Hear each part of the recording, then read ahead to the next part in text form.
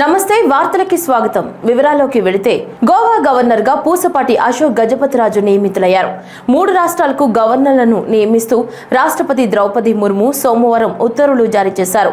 Haryana governor గా Ashish Kumar Ghosh, Goa governor గా Ashok Gajapathiraju, Ladakh lieutenant governor గా కవిందర్ గుప్తాలను కేంద్రం నియమించింది.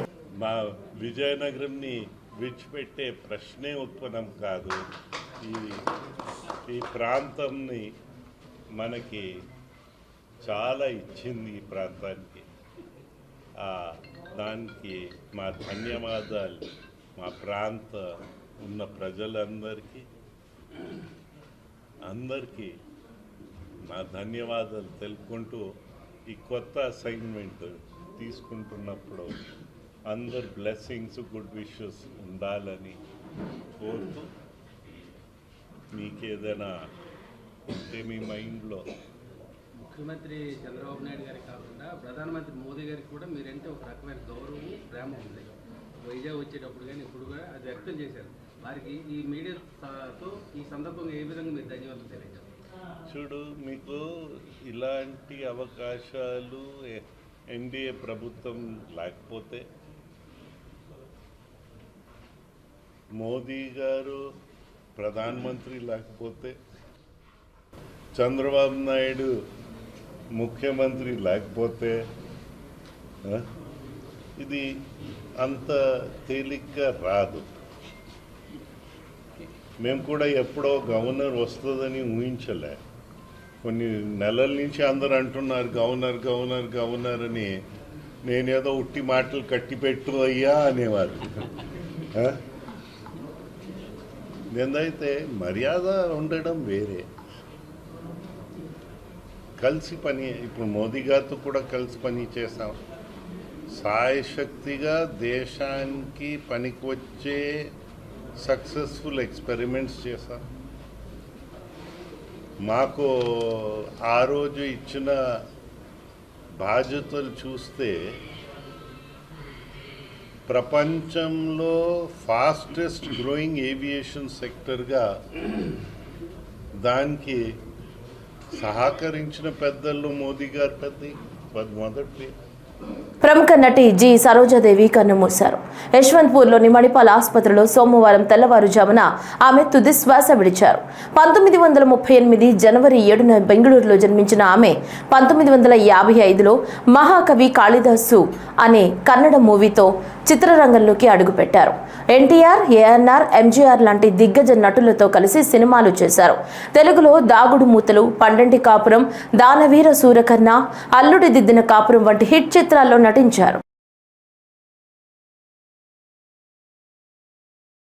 విజయవాడ నగర పోలీస్ శాఖ తరపున అమ్మవారికి ఆషాఢసారె సమర్పించుటకు ఊరేగింపుగా డప్పులు మరియు వేషధారణల నడుమ విచ్చేసిన పోలీసు వారికి ఆలయ కార్యనిర్వహణాధికారి V K Seena Nayak, special deputy collector ghat road మీదుగా వచ్చిన ఊరేగింపునకు ఎదురెళ్లి ఘన స్వాగతం పలికి అన్ని ఆలయ మర్యాదలతో స్వాగత ఏర్పాట్లు చేశారు.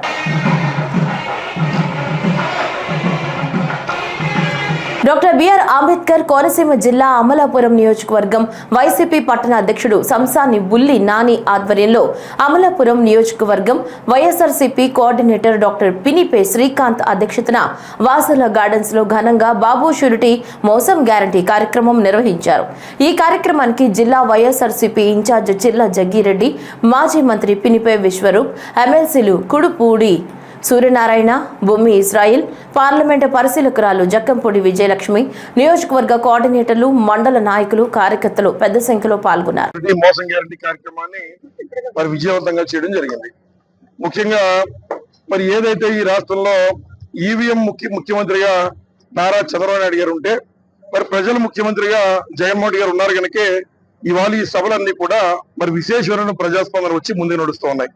ముఖ్యంగా సంవత్సర కాలం టైం ఇచ్చి ఏదైతే మరి అధికార పక్షం చేయనటువంటి విషయాలు ఏవైతే ఉన్నాయో వాటిని నిలదీసేటువంటి బాధ్యత ఉన్నటువంటి ప్రతిపక్షంగా ఈ రోజున ఇచ్చిన సూపర్ 6, సూపర్ 7 హామీలు మీరు ఎందుకు అమలు చేయలేకపోయారని చెప్పి మరి అడుగుతూ ఉంటే, మరి ఉన్నటువంటి అధికార పార్టీకి చెమటలు బట్టి ఈరోజు జగన్మోహన్ రెడ్డి గారి యొక్క యాత్రలు అడ్డుకునే కార్యక్రమం ఈ ప్రభుత్వం చేస్తున్నారు. నారా చంద్రబాబు నాయుడు గారి యొక్క భ్రమించిందని మేము భావిస్తున్నాం.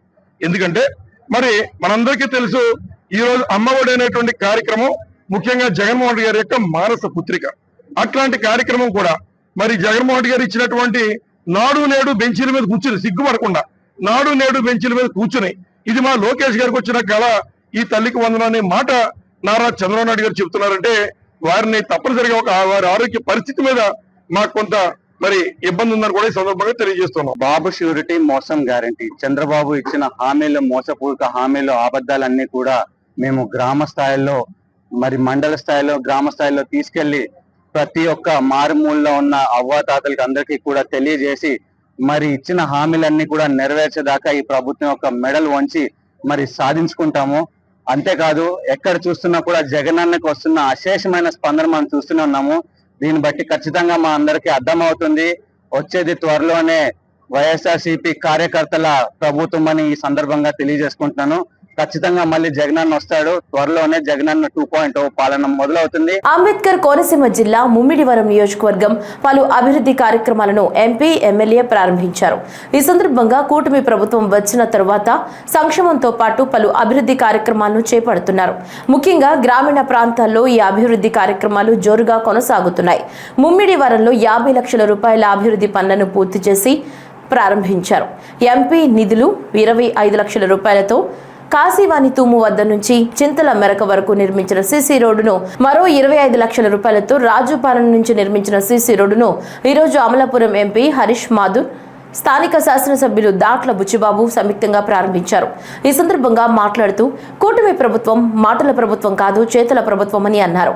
గత ప్రభుత్వం అభివృద్ధిని పూర్తిగా విస్మరించి కేవలం బటన్ నొక్కడం మాత్రమే చేసిందని, ప్రస్తుతం అధికారంలో ఉన్న కూటమి ప్రభుత్వం ప్రజలందరికీ సమన్వయం చేస్తూ అభివృద్ధి సంక్షేమాలు దూసుకుపోతుందని వారన్నారు. ఈరోజు సుపరిపాలన తొలడిగే కార్యక్రమంలో భాగంగా మన స్థానిక ఎంపీ హరీష్ బాలయ్య గారు ఎంపీ ల్యాడ్స్ ద్వారా మన నగర పంచాయతీకి ఎలక్షన్స్ ముందు అనేక రోడ్లు హామీ ఇచ్చాం. దాంట్లో ప్రధానమైన రోడ్లు మన చింతల మేరకు మరి మట్టోడిపల్లి రోడ్లు 25 లక్షలతో బ్రహ్మాండమైన సిమెంట్ రోడ్లు మనం వేసుకుని ఈరోజు ప్రారంభోత్సవం చేసుకున్నాం.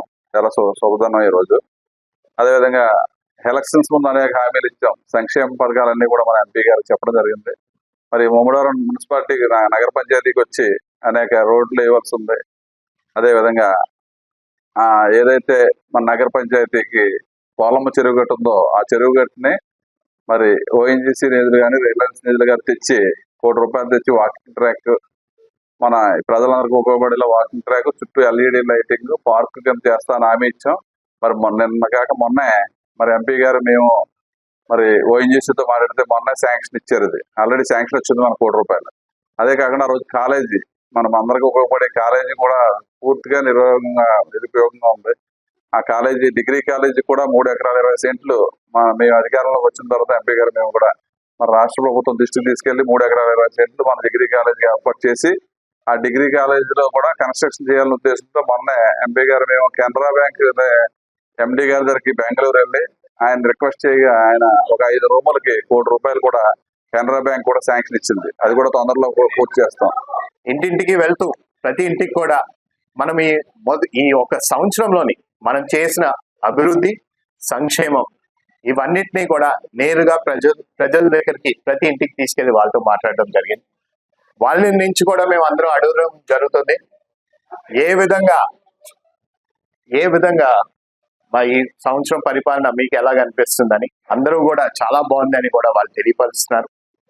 అలాగే మనము ఈ సంవత్సరంలోని మనం ఏ విధంగా అభివృద్ధి కార్యక్రమాలు చేసాం, అధికారంకి వచ్చిన వెంటనే కేంద్రంలో మొదటి బడ్జెట్ కూడా మీరు అందరూ ఒకసారి గమనిస్తే అమరావతికి సుమారు 15,000 కోట్ల రూపాయలు రాజధాని కట్టడానికి మంజూరు చేయడం జరిగింది.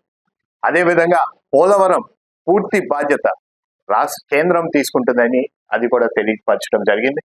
ఇదే కాకుండా కేంద్రం నుంచి రావాల్సిన అన్ని నిధుల్ని కూడా విడతలుగా రావడం కూడా జరుగుతుంది.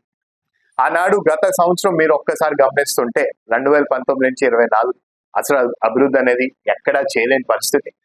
కానీ మీరు చూస్తే అధికారంకి వచ్చినట్టే ఏ విధంగా ఎన్ఆర్జీఎస్ గ్రాంట్లు మన బిఆర్ అంబేద్కర్ కోనసీమ జిల్లాకి రోడ్డు విషయంలోని బాధ్యత తీసుకుంటూ రూరల్ డెవలప్మెంట్ లోని మన ఉప ముఖ్యమంత్రి వాళ్ళు పవన్ కళ్యాణ్ గారు కూడా బాధ్యత తీసుకుని ఖచ్చితంగా రూరల్ ఏరియాల్లోని అన్ని చోట్ల మనం చేసే బాధ్యత మనం తీసుకోవాలి. తుంగభద్ర నదిలో ఈతకు వెళ్లి గల్లంతైన 3 యువకులు మృతి చెందారు. వారి మృతదేహాలు ఆదివారం లభ్యమయ్యాయి. కర్ణాటకలోని హసన్ కు చెందిన అజిత్, సచిన్, ప్రమోద్ కర్నూలులోని మంత్రాలయానికి శనివారం వచ్చారు. దర్శనం అనంతరం పక్కనే ఉన్న తుంగభద్ర నదిలోకి ఈతకు వెళ్లి నీటి ప్రవాహానికి కొట్టుకుపోయారు. గజ ఈతగాళ్ల సహాయంతో వారి మృతదేహాలను పోలీసులు ఇవాళ గుర్తించారు. మృతదేహాలను పోస్టు మార్టంకు తరలించారు. అంబేద్కర్ కోనసీమ జిల్లా అమలాపురంలో మాజీ మంత్రి పినిపే విశ్వరూప్ అనుచిత వ్యాఖ్యలు చేశారు. ఈ సందర్భంగా కోనసీమ జిల్లాలోకి అడుగుపెట్టిన రెడ్ బుక్ రాజ్యాంగం పోలీసులు ప్రభుత్వాన్ని పావులుగా కదుపుతున్నారని అన్నారు. సర్కిల్ ఇన్స్పెక్టర్ ప్రశాంత్ పనితీరు మార్చుకోకుంటే వీఆర్ తప్పదని హెచ్చరించారు. బాబు షూరిటీ మోసం గ్యారంటీ సమావేశంలో మాజీ మంత్రి పినిపే విశ్వరూప్ రూరల్ సీఐ ప్రశాంత్ కుమార్ పై అనుచిత వ్యాఖ్యలు చేశారు. వైసీపీ కార్యకర్తలపై తప్పుడు కేసులు పెట్టి వేధిస్తున్నారంటూ విశ్వరూప్ ఫైర్ అయ్యారు.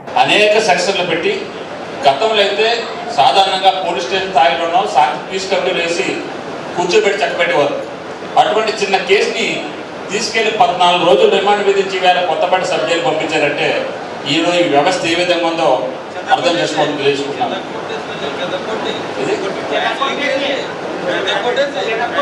చిత్తకొట్టి సీఎం ప్రశాంత్ గారు మేము హెచ్చరిస్తున్నాం, మీరు ఇక్కడ చాలా అతిగా చేస్తున్నారు. రాబోయేది వైఎస్ఆర్ కాంగ్రెస్ పార్టీ ప్రభుత్వం. మీరు ఎంత ఓవర్గా చేస్తున్నారంటే ఇక్కడ అనేక సంఘటనలు మాకు ఉన్నాయి. నువ్వు ఇదే విధంగా ప్రవర్తిస్తే రాబోయే 5 సంవత్సరాల్లోనూ మీరు బీఆర్ఎల్కి అన్నాకి డిసైడ్ అయి ఉండండి. తప్పనిసరిగా వ్యక్తిగత లక్ష్యం వైఎస్ఆర్ కాంగ్రెస్ పార్టీ ఎప్పుడు పెట్టుకోదు, కానీ వైఎస్ఆర్ కాంగ్రెస్ పార్టీ లక్ష్యంగా, వైఎస్ఆర్ కాంగ్రెస్ పార్టీ కార్యకర్తల లక్ష్యంగా నీ చేతిలో పవర్ ఉంది కదా, చేతిలో లాఠీ ఉందని కానీ ఇష్టం వచ్చినట్టు చూపిస్తే రాబోయే 5 సంవత్సరాల్లోనూ ఇది తప్పనిసరిగా శ్రీకృష్ణుడి జన్మస్థానాన్ని చూపించే రోజు తొందరలోనే వస్తానని తెలియజేసుకుంటూ నీకు చేతనాన్ని చేసుకో, ఇంకా 2 సంవత్సరాలు ఉండుకో, కానీ తప్పనిసరిగా వైఎస్ఆర్ కాంగ్రెస్ పార్టీ కార్యకర్తల్ని అమలాపురం పోలీస్ స్టేషన్ ముందు కూర్చోబెట్టి ధర్నా చేసే పరిస్థితి రాణించుకోకుండా హెచ్చరించుకుంటూ ప్రతి ఒక్కరిని కూడా సమానంగా చూడు. పార్టీలకు అతీతంగా నువ్వు ప్రభుత్వ ఉద్యోగిగా పార్టీలకు అతీతంగా పనిచేయ తప్ప కేవలం పక్షపాత ధోరణితో లేకపోతే మంత్రులకి ఎమ్మెల్యేలకి మేలు చేయని విధంగా నువ్వు అతిగా ప్రవర్తిస్తే మాత్రం రాబోయే రోజుల్లో 5 సంవత్సరాలు కూడా మేము ఎక్కడున్నా నువ్వు మాత్రం తప్పనిసరిగా బీఆర్లో ఉండి శ్రీకృష్ణ జన్మస్థానానికి ఓచలు లెక్కెట్టే దొరుకు దగ్గర వస్తుంది చెప్పుకుంటూ పుల్లు దగ్గర పెట్టుకుని మేము ఉద్యోగం నిర్వహించు, కానీ పక్షపాత ద్వారా మాత్రం విడనాడని తెలియజేసుకుంటూ. భారత వ్యోమగామి శుభాంశు శుక్లా సోమవారం అంతర్జాతీయ అంతరిక్ష కేంద్రానికి వీడ్కోలు పలకబోతున్నారు. 18 రోజుల యాత్ర ముగించుకుని భూమిపైకి తిరిగి రాబోతున్నారు. ఈ సందర్భంగా శుభాంశు శుక్లా చివరి సందేశం ఇచ్చారు. అంతరిక్షం నుంచి భారత్ను గమనిస్తే ఉన్నత ఆశయంతో కూడిన నిర్భయమైన, నమ్మకమైన, గర్వంతో ఉప్పొంగుతున్న దేశంగా కనిపిస్తోందన్నారు. ఈ రోజుకు మన దేశం సారే జహాసే అచ్చా అంటూ భావోద్వేగానికి లోనయ్యారు. Over the past 2.5 weeks or so, we have done a lot of science on the station. We have done outreach activities and also looked back at the earth. Whatever time we found, we were always looking out the window, and it almost seems magical to me. And I would like to take this opportunity to thank my country and all their citizens for supporting this mission and me with all their hearts. And I would like to thank ISRO for making this happen. All the colleagues at ISRO who have worked tirelessly in developing all the protocols, the science and the outreach activities, the researchers back in India, the students who developed the outreach items that I carried. I would also like to thank NASA and its international partners, Axiom Space, SpaceX, for ensuring that we were trained adequately well and providing all the support round the clock, and all the people who were sitting on ground supporting this mission, making it extremely successful. 41 साल पहले कोई भारतीय अंतरिक्ष में गए थे और उन्होंने हमें बताया था कि ऊपर से भारत कैसा दिखता है, और कहीं ना कहीं मुझे लगता है कि हम सब ये जानना चाहते हैं कि आज भारत कैसा दिखता है.